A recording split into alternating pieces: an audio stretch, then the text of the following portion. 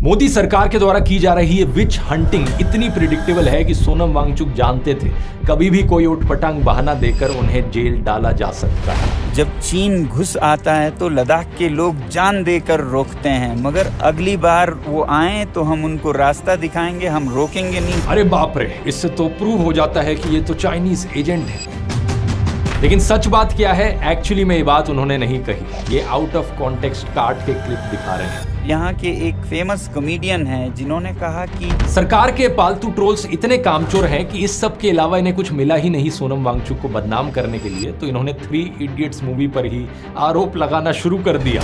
ये सब क्या देखना पड़ रहा है? इन लोगों ने खुद तो देश को आगे बढ़ाने के लिए कुछ किया नहीं और सोनम वांगचुक जैसे आदमी पर ये सवाल उठा रहे हैं। नाथुराम गोडसे को पूजने वालों से वैसे क्या ही एक्सपेक्ट किया जा सकता है। इन्हें हर गांधी वायलेंट और देशद्रोही दिखेगा और हर गोडसे में इन्हें अपना भगवान दिखेगा।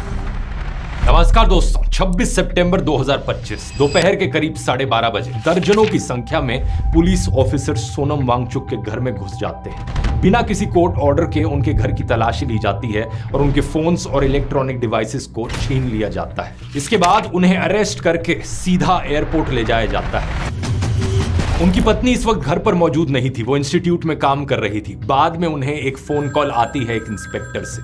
इंस्पेक्टर फोन पर बताते हैं कि उनके पति को नेशनल सिक्योरिटी एक्ट यानी एनएसए के तहत अरेस्ट कर लिया गया है। उन्हें राजस्थान की जोधपुर जेल में भेजा जा रहा है और फ्लाइट लैंड करते ही वो अपने पति से बात कर सकेंगी। लेकिन घंटे बीत जाते हैं, कोई खबर नहीं आती। उनकी वाइफ को सोनम से बात करने का कोई मौका नहीं दिया जाता। जिस समय मैं ये वीडियो बना रहा हूं दोस्तों, इनकी वाइफ का कहना है कि सोनम वांगचुक ट्रेसेबल नहीं है। उनके बारे में कोई अता पता नहीं कि वो सही हालत में भी है या नहीं, और है तो कहां पर है। जिस एक्ट के तहत इन्हें अरेस्ट किया गया है, ये अपने आप में ही इतना अनडेमोक्रेटिक है कि अगर सरकार कहे कि ये इंसान नेशनल सिक्योरिटी के लिए खतरा है तो इसे 1 साल के लिए डिटेन किया जा सकता है और कोर्ट में पेश करने की भी जरूरत नहीं होती। इसके अलावा इन्हें लीगल हेल्प भी डिनाई की जा सकती है। आमतौर पर सरकार जब ये कानून लाई थी तो कहा था कि आतंकवादियों के खिलाफ इसका इस्तेमाल किया जाएगा, और यहां पर इस्तेमाल किया जा रहा है इसका एक फेमस साइंटिस्ट, इनोवेटर, एजुकेटर और ऐसे एक्टिविस्ट को अरेस्ट करने में जिन्होंने देश का नाम दुनिया में रोशन किया है, ना जाने जिन्होंने कितने अवार्ड्स जीते हैं अपने काम के लिए, और एक ऐसे इंसान जिन्होंने हमेशा नॉन वायलेंस और गांधीयन फिलॉसफी को फॉलो किया है। यह घटना दोस्तों सही मायनों में देश की डेमोक्रेसी के लिए एक और बड़ा टर्निंग पॉइंट है। सबसे शॉकिंग चीज तो यह है कि किस तरीके से सोशल मीडिया और नेशनल मीडिया पर एक पूरी मशीनरी लगा दी गई है इनके पीछे, इन्हें बदनाम करने के लिए, इनके खिलाफ झूठी खबरें फैलाने के लिए। हम आंख भी कर लें तो हो जाते हैं बदनाम, वो कत्ल भी करें तो चर्चा नहीं होता। जेल भरोसा आंदोलन के लिए मैं कहूंगा तैयार रखें, अपने जेलों को खाली साफ करके हम आ रहे हैं। भारत माता की। लद्दाख में जो प्रोटेस्ट हैं दोस्तों, कम से कम पिछले 5 सालों से चल रहे हैं। सही सुना आपने, पिछले 5 सालों से एक ही चीज को लेकर लोग प्रोटेस्ट कर रहे हैं। बस फर्क यह है कि पिछले 5 सालों में मीडिया ने इन्हें कोई कवरेज नहीं दी क्योंकि पीसफुल प्रोटेस्ट हो रहे थे। अब जब जैसे ही थोड़ा सा वायलेंस ब्रेकआउट कर गया तो मीडिया ने इसे कवर करना शुरू कर दिया ताकि प्रोटेस्टर्स को बदनाम किया जा सके। सबसे पहला प्रोटेस्ट हुआ था सितंबर 2020 में। इन प्रोटेस्ट को फिर कॉल ऑफ कर दिया गया था जब अमित शाह ने इन लोगों के साथ मीटिंग करी और प्रॉमिस किया कि इनके वादे को पूरा करेंगे, लेकिन कोई एक्शन नहीं लिया गया। फिर दिसंबर 2021 और नवंबर 2022 में फिर प्रोटेस्ट होते हैं। फिर जनवरी 2023 में सोनम वांगचुक प्रोएक्टिवली सामने आकर इन प्रोटेस्ट को लीड करना शुरू करते हैं। पहले इन्होंने 5 दिन का क्लाइमेट फास्ट किया, सरकार ने नहीं सुनी। फिर फरवरी 2023 में इन्होंने जंतर मंतर पर प्रोटेस्ट किया, सरकार ने नहीं सुनी। फिर मार्च 2024 में इन्होंने 21 दिन की हंगर स्ट्राइक करी, फिर सरकार ने नहीं सुनी। फिर सितंबर 2024 में इन्होंने 1000 किलोमीटर की पद यात्रा करी, लेह से दिल्ली तक ये चलकर गए। नमस्कार, जुले सलाम। ये है लद्दाख का दिल्ली चलो आंदोलन, और आज 1 सितंबर को हम 25 किलोमीटर चल चुके हैं। फिर भी सरकार ने नहीं सुनी। फिर 5 अक्टूबर 2024 को ये इनडेफिनेट हंगर स्ट्राइक पर बैठ गए। 16 दिन तक हंगर स्ट्राइक पर बैठने के बाद होम मिनिस्ट्री की तरफ से लेटर आता है कि आओ बात करते हैं, लेकिन बातों में फिर जुमलाबाजी देखने को मिली, कोई एक्शन नहीं लिया गया और फिर ये मजबूर हुए प्रोटेस्ट करने पर। 10 सितंबर 2025 को सबसे रीसेंट प्रोटेस्ट स्टार्ट हुआ जहां पर एक और हंगर स्ट्राइक इन्होंने करनी शुरू करी थी। हम 15 लोग अनशन पर हैं, जो आमरण अनशन की कड़ी है, जिसमें कि इस बार हम 5 हफ्ते यानी कि 35 दिन अनशन पर रहेंगे या मरेंगे, जो भी पहले हो। और एक चीज मैं यहाँ पर क्लियर कर दूं दोस्तों, इन सभी प्रोटेस्ट में, इन सभी मार्चेस में, इन सभी हंगर स्ट्राइक्स में लद्दाख के लोगों की डिमांड एक ही रही है कि लद्दाख को 6th शेड्यूल में ऐड किया जाए और स्टेटहुड दिया जाए। आप शायद पूछोगे कि आखिर क्यों जरूरी है लद्दाख के लोगों को ये देना, तो इसकी डिटेल्ड एक्सप्लेनेशन मैंने पिछले साल वाले वीडियो में दी थी। इस वीडियो को जाकर देख सकते हो। दोबारा इन बातों को नहीं दोहराऊंगा क्योंकि काफी लंबी डिस्कशन इस पर की जा सकती है, लेकिन शॉर्ट में कहा जाए तो लद्दाख का पर्यावरण, लद्दाख की वादियां, लद्दाख का कल्चर और लद्दाख में डेमोक्रेसी का सवाल है। बिना 6th शेड्यूल और स्टेटहुड के ये सब खतरे में आ जाता है। और सबसे बड़ी बात तो यहाँ पर यह है कि बीजेपी खुद इसकी बात कर रही थी। बीजेपी ने अपने मैनिफेस्टो में खुद प्रॉमिस किया था कि वो लद्दाख के लोगों को ये देंगे। देखिए तीसरे पॉइंट पर क्या लिखा है साफ शब्दों में। मैंने पहले भी दिखाया है, आज फिर दिखाऊंगा कि 2019 में जब ये संसद के चुनाव हो रहे थे, आपने पहले 3 बिंदुओं में लद्दाख को 6वें शेड्यूल में संरक्षित रखने का वादा किया था। तो सवाल ये उठता है कि जब खुद बीजेपी इस चीज को लेकर वादा कर रही थी और सालों से लोग इस चीज की मांग भी कर रहे हैं, तो अब बीजेपी अपने वादे को पूरा क्यों नहीं कर रही है? इस चीज का शॉर्ट में जवाब है दोस्तों, अडानी अंबानी, अडानी अंबानी, अंबानी अडानी, अंबानी अडानी। यानी कि सरकार लद्दाख की जमीन को कॉर्पोरेट्स को दे देना चाहती है, वहां पर माइनिंग कराना चाहती है, वहां के जंगलों को तबाह करना चाहती है। इस चीज की बात भी मैंने इस वीडियो में डिटेल में करी थी। वैसे यहां पर आपको दोस्तों अगर किसी भी लेटेस्ट न्यूज से रिलेटेड कोई भी सवाल है तो अब आप डायरेक्टली AI फिएस्टा से पूछ सकते हैं,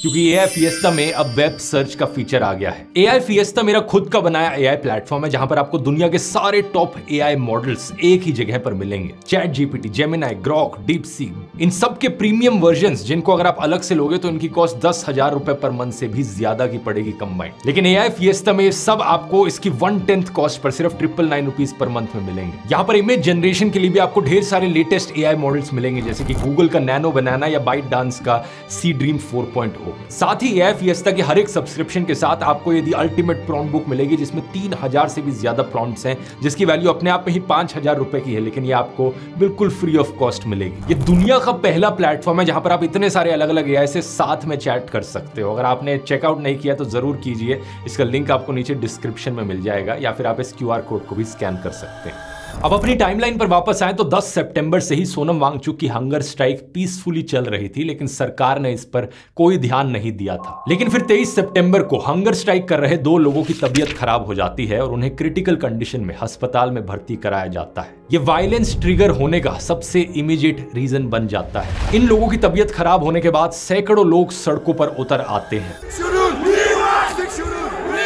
Protest organizers have been warning sentiment among youth could turn violent if the government continues to refuse their demands.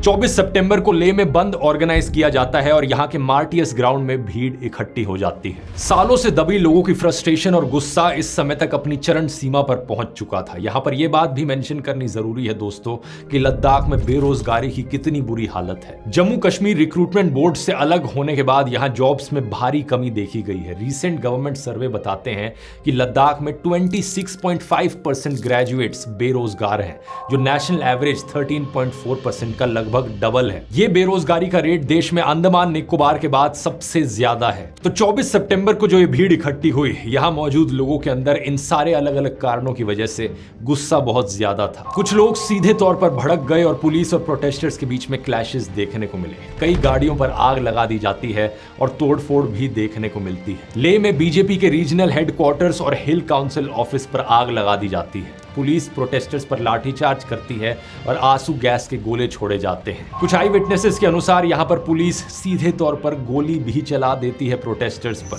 जिसमें 4 लोगों की मौत हो जाती है। 80 से ज्यादा लोग घायल होते हैं। प्रोटेस्टर्स का दावा है कि उनके कई साथियों को अपने हाथ पैर गंवाने पड़ते हैं। यहाँ यह भी मेंशन करना जरूरी है कि लोगों के द्वारा लिए गए ग्राउंड पर वीडियोज से यह दिखता है कि पुलिस ने पहले फायरिंग करी थी और वायलेंस उसके बाद शुरू हुआ था। और अब कई लोकल लोग बता रहे हैं कि इंटरनेट को सस्पेंड कर दिया गया है और इन वीडियोस को दबाने की कोशिश की जा रही है ताकि सच बाहर ना आ सके।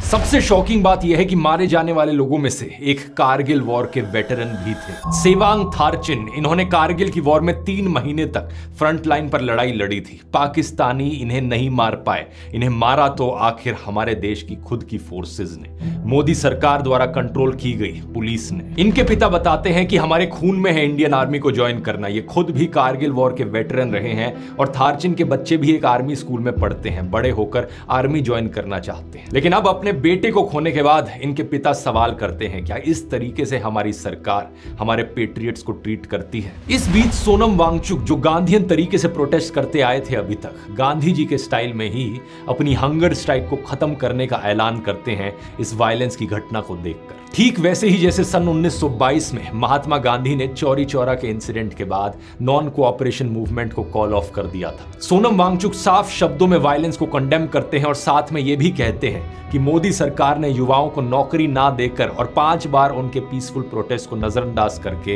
ये सिचुएशन क्रिएट करी है। जब वो शांति को अनसुनी कर दें, 1 बार अनशन, 2 बार अनशन, 5 बार तक अनशन करे कोई, ले से दिल्ली तक पैदल चले आए शांति से, और उसका भी कोई अनसुना कर दे, तो फिर इस तरह के हालात आते हैं। अब ऐसे में अगर कोई समझदार पढ़ा लिखा पॉलिटिशियन प्रधानमंत्री के पद पर बैठा होता तो शर्मिंदगी महसूस करता और खुद चला जाता प्रोटेस्टर्स से मिलने, उनकी बातें समझने। लेकिन मोदी सरकार ने इसका उल्टा ही किया। प्रोटेस्टर्स की परेशानियां, उनके गुस्से, उनके फ्रस्ट्रेशन को समझने की जगह उन्हें ही बदनाम करना शुरू कर दिया। सरकार में बैठे मिनिस्टर्स और इनके आईटी सेल वाले कहने लगे कि ये तो किसी फॉरेन कंट्री की साजिश है। इन प्रोटेस्टर्स को देशद्रोही घोषित कर दिया। लद्दाख के लेफ्टिनेंट गवर्नर कविंदर गुप्ता ने यही पुरानी घिसी पिटी कैसेट दोहराते हुए कहा कि लद्दाख की शांति भंग करने की साजिश की जा रही है और यहां नेपाल और बांग्लादेश जैसे हालात बनाने की कोशिश की जा रही है। संबित पात्रा ने तो कहा कि ये जेन जी रेवोल्यूशन की आड़ में कांग्रेस का प्रोटेस्ट था। जेन जी के नाम से कुछ प्रोटेस्ट दिखाने की कोशिश हुई कि जेन जी ने किया है, मगर जब तफ्तीश हुई, when it was investigated, तो मालूम पड़ा कि जेन जी का नहीं, ये कांग्रेस का ही प्रोटेस्ट था। असल में दोस्तों, जब से नेपाल में जेन जी प्रोटेस्ट हुए हैं, तब से बीजेपी सरकार के मन में जेन जी का भूत घुस गया है। इन्हें हमेशा डर लगा रहता है कि कहीं नेपाल में जो हुआ वो इंडिया में ना हो जाए, नहीं तो हमारी सरकार का क्या होगा। ये लोग इतने डरे हुए हैं कि इन्हें हर प्रोटेस्ट में नेपाल का जेन जी प्रोटेस्ट ही दिखाई दे रहा है, लेकिन फिर भी वही गलतियां कर रहे हैं जो नेपाल की सरकार ने करी थी। प्रोटेस्टर्स को सुनने की जगह उन्हें क्रश करने की कोशिश करना। होम मिनिस्ट्री ने वायलेंस की पूरी जिम्मेदारी सोनम वांगचुक पर डालते हुए कहा कि उन्होंने भड़काऊ भाषण दिए थे और उन्हीं की वजह से भीड़ उकसी थी, जबकि इस चीज का एक भी सबूत नहीं है। जितने भी वीडियोस आपको सोनम वांगचुक के दिखेंगे, हमेशा वो नॉन वायलेंस और पीसफुल रहने की बात करते हैं, जबकि दूसरी तरफ कपिल मिश्रा, इनके अनुराग ठाकुर, बीजेपी के कितने ऐसे मिनिस्टर्स हैं जिनके भड़काऊ भाषणों को कैमरे पर कैप्चर किया गया है सीधे तौर पर। अमित शाह को वो बातें भड़काऊ नहीं लगती जहां पर एक्चुअली में वायलेंस भड़काया जा रहा है, लेकिन अगर कोई गांधीयन स्टाइल में नॉन वायलेंट प्रोटेस्ट की बात कर दे तो इन्हें ये बातें भड़काऊ लग जाती हैं। नाथूराम गोडसे को पूजने वालों से वैसे क्या ही एक्सपेक्ट किया जा सकता है। इन्हें हर गांधी वायलेंट और देशद्रोही दिखेगा और हर गोडसे में इन्हें अपना भगवान दिखेगा। लेकिन मैं आपको दिखाना चाहूंगा दोस्तों, यहां पर कितने शातिर तरीकों से सोनम वांगचुक को फंसाने की कोशिश की गई। 25 सितंबर को होम मिनिस्ट्री ने सोनम वांगचुक के organisation students education and cultural movement of Ladakh, short form SCCMOL का FCRA लाइसेंस कैंसिल कर दिया। यह लाइसेंस विदेश से डोनेशन लेने के लिए जरूरी होता है। इसके लिए जो रीजन दिए गए उनमें से एक ये था कि सोनम वांगचुक ने 3.5 लाख रुपए कैश में FCRA अकाउंट में जमा किए थे। लेकिन ये कोई ब्लैक मनी या मनी लॉन्ड्रिंग का पैसा नहीं था। सरकार ने खुद माना कि ये पैसा FCRA के फंड से खरीदी गई एक बस को बेचकर आया था, जिसे गाइडलाइंस के अकॉर्डिंग FCRA अकाउंट में ही डिपॉजिट करा दिया गया था। सरकार को बस दिक्कत यह है कि सोनम वांगचुक ने ये पैसे कैश में दिए और इसके बारे में प्रॉपरली नहीं बताया। दूसरा कारण ये कहते हैं कि 2020-21 में 3 वॉलंटियर्स ने अपने खाने और रहने के खर्चे के तौर पर कुल मिलाकर 54,600 रुपीस दिए थे, जो FCRA अकाउंट में ट्रांसफर कर दिए गए, जबकि रूल्स के अकॉर्डिंग इंडियंस FCRA अकाउंट में डोनेशन नहीं कर सकते, उसके लिए एक अलग लोकल अकाउंट होता है। तो इसके रिस्पॉन्स में SCCMOL का कहना था कि ये पैसे गलती से FCRA अकाउंट में ट्रांसफर हुए थे। मतलब ये देखो कितनी छोटी छोटी चीजों को लेकर ये पिकआउट कर रहे हैं और ऐसे दिखा रहे हैं कि जैसे कितनी बड़ी गलती कर दी गई। एक और कारण यहां पर बताया जाता है होम मिनिस्ट्री के द्वारा कि इस ऑर्गेनाइजेशन को इंडिया की सॉवरेनिटी पर स्टडी करने के लिए विदेश से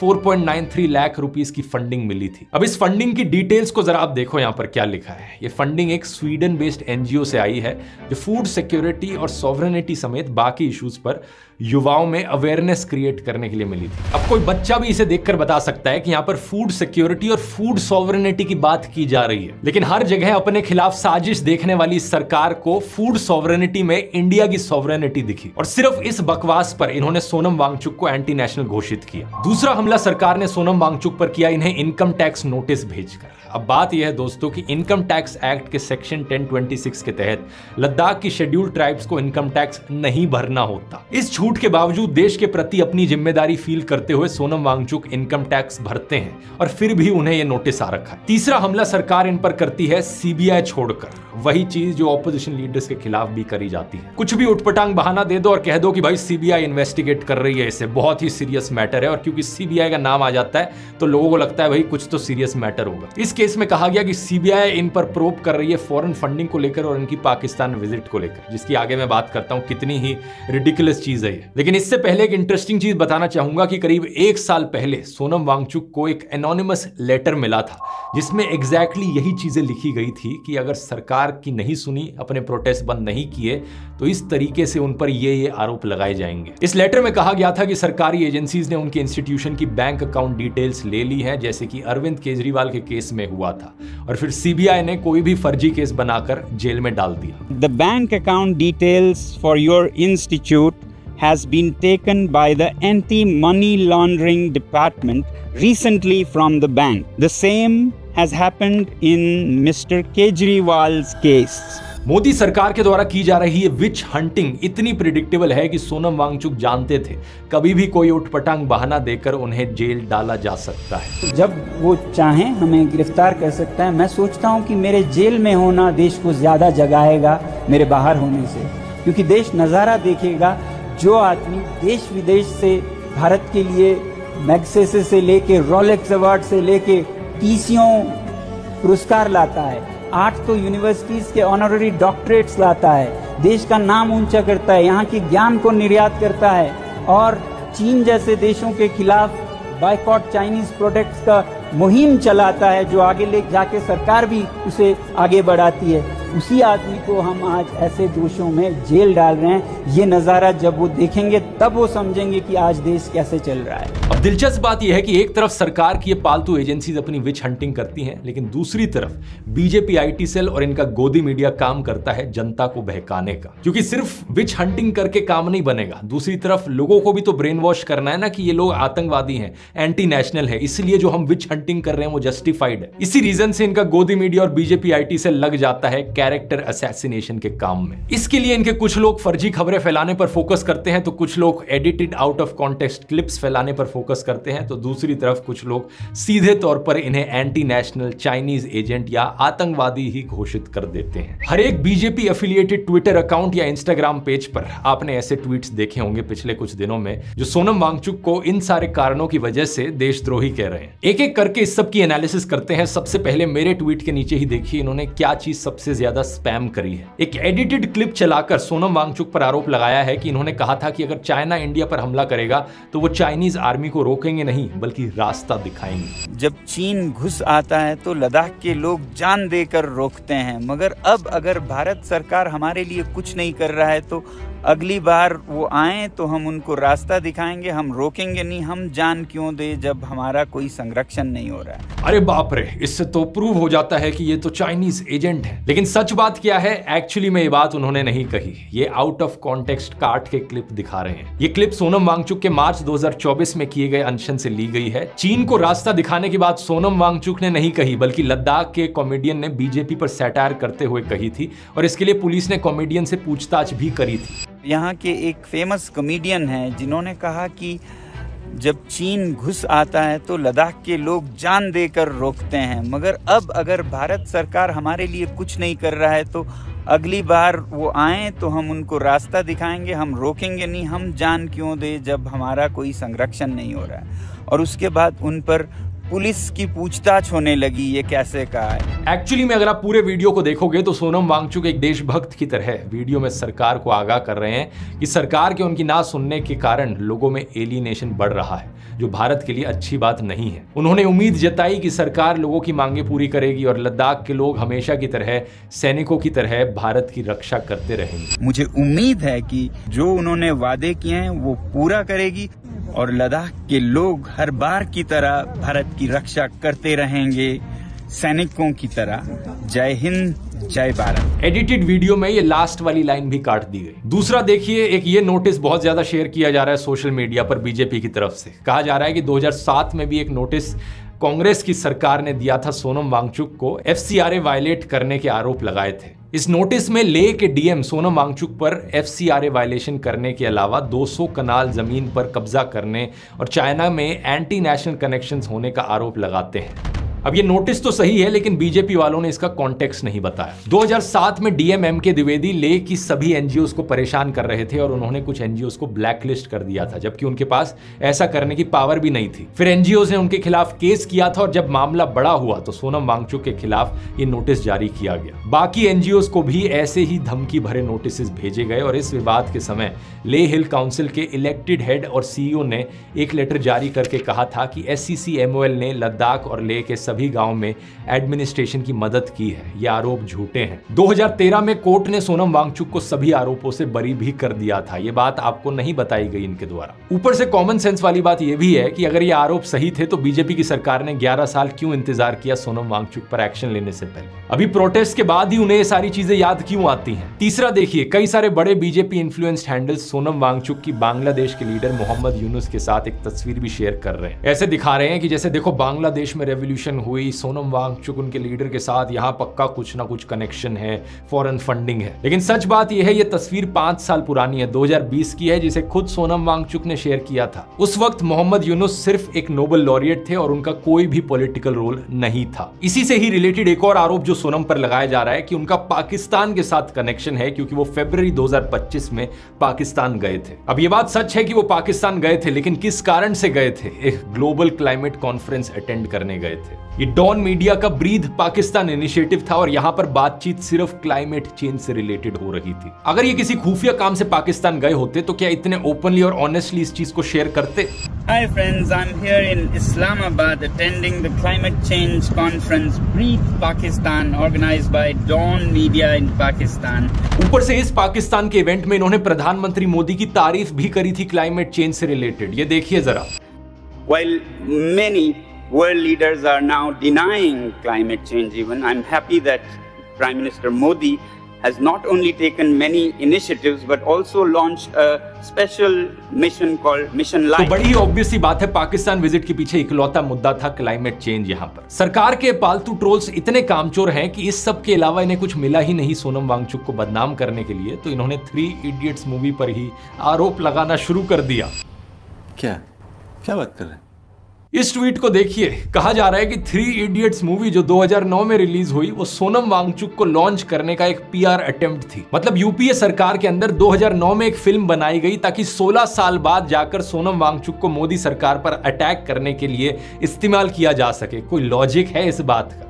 ऐसे अंधभक्तों से क्या लॉजिक एक्सपेक्ट करना? इन लोगों ने खुद तो देश को आगे बढ़ाने के लिए कुछ किया नहीं है और सोनम वांगचुक जैसे आदमी पर ये सवाल उठा रहे हैं। सोनम वांगचुक को दुनिया भर में कितने अवार्ड्स मिले हैं, इन अवार्ड्स की लिस्ट आप विकिपीडिया पर देखोगे, गिनते गिनते थक जाओगे। आमिर खान की फिल्म 3 इडियट्स में आमिर का कैरेक्टर सोनम वांगचुक से ही इंस्पायर्ड था। फिल्म के एंड में जो स्कूल दिखाया जाता है, ठीक वैसा ही एक स्कूल सोनम वांगचुक का भी है। 1988 में जब वांगचुक ने देखा कि बाकी रीजन्स के हिसाब से डिजाइन सिलेबस के कारण लद्दाख के बच्चे स्ट्रगल कर रहे हैं और ज्यादातर फेल हो जाते हैं, तो उन्होंने students educational and cultural movement of Ladakh SCC-MOL establish किया। इस इंस्टीट्यूशन ने लद्दाख की एजुकेशन को रेवोल्यूशनाइज कर दिया है। कहा जाता है कि इसमें केवल फेल्ड बच्चों को एडमिशन दिया जाता है और यहाँ केवल किताबें रटाने की जगह बच्चों के ओवरऑल डेवलपमेंट पर ध्यान दिया जाता है। इन्हें तरह तरह की प्रैक्टिकल स्किल्स सिखाई जाती हैं, क्रिटिकली सोचना सिखाया जाता है।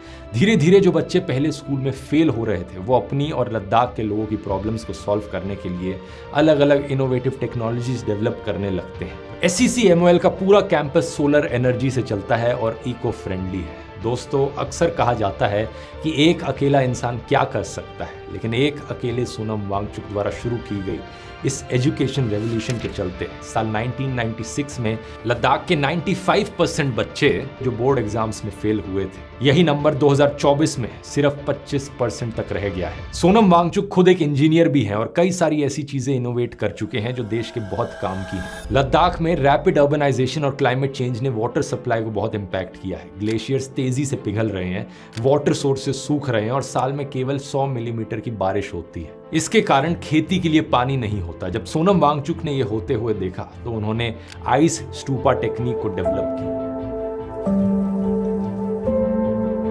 ये इनका सबसे फेमस इन्वेंशन है। इसमें सर्दियों में पानी के आर्टिफिशियल ग्लेशियर्स बनाकर उसे स्टोर कर लिया जाता है और जब खेती के लिए किसानों को पानी की जरूरत होती है तो इन आर्टिफिशियल ग्लेशियर्स से पानी मिलता है। इसी तरीके से सोनम वांगचुक ने इंडियन सोल्जर्स के लिए सोलर हीटेड टेंट्स भी बनाए हैं ताकि वो लद्दाख की -डिग्री की ठंड में सेफ रह सके। ये जो शयन कक्ष है, इसका तापमान रात में भी काफी गर्म रहता है। जैसे कल रात को 10 बजे अंदर यहाँ पर 15 डिग्री था, जबकि इन दिनों बाहर की तापमान -14 के करीब चल रहा था। ये सोलर हीटेड टेंट दिन में सूरज से हीट कलेक्ट करते हैं और फिर पानी के जरिए इस हीट को स्टोर रखा जाता है, जो टेंट की इंसुलेशन प्रॉपर्टीज के कारण रात को जवानों के काम आती है। फरवरी 2021 में उन्होंने इस टेंट की तस्वीरें ट्वीट करते हुए बताया था कि रात के 10 बजे टेंट के अंदर 15 डिग्री टेम्परेचर है, जबकि बाहर -14 डिग्री टेम्परेचर था। यही सोनम वांगचुक जिन्होंने हमारी इंडियन आर्मी के लिए ये सब किया, बीजेपी वाले इन्हें एंटी नेशनल कह रहे हैं। वैसे इन्हीं सोनम वांगचुक ने साल 2020 में बॉर्डर पर चाइना के साथ टेंशन के बीच